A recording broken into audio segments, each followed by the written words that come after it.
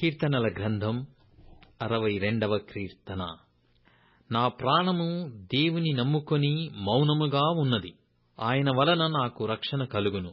ఆయనే నా ఆశ్రయదుర్గము, ఆయనే నా రక్షణకర్త. ఎత్తైన నా కోట ఆయనే, నేను అంతగా కదిలింపబడను. ఎన్నాళ్లు మీరు ఒకనిపై బడుదురు?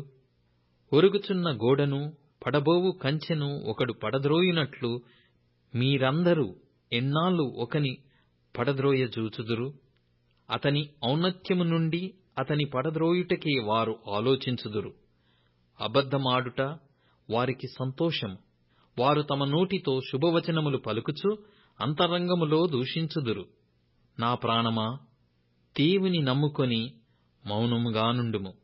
ఆయన వలనని నాకు నిరీక్షణ కలుగుచున్నది. ఆయనే నా ఆశ్రయదుర్గము, నా రక్షణాధారము.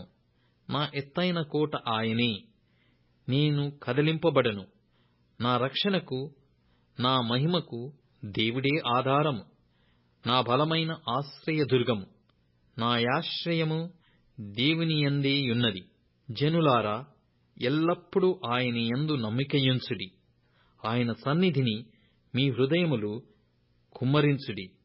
దేవుడు మనకు ఆశ్రయము. అల్పులైన వారు వట్టి ఊపిరి అయ్యున్నారు.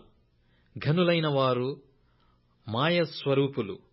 త్రాసులో వారందరూ తేలిపోవుదురు.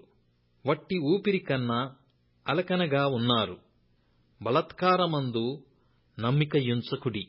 దోచుకొనుట చేత గర్వపడకుడి. ధనము ఎచ్చినను దానిని లక్ష్యపెట్టకుడి.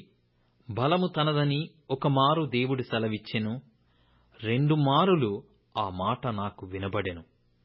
ప్రభువా, మనుష్యులకందరికీ వారి వారి క్రియల చొప్పున నీవే ప్రతిఫలమిచ్చుచున్నావు. కాగా కృప చూపుటయు నీది.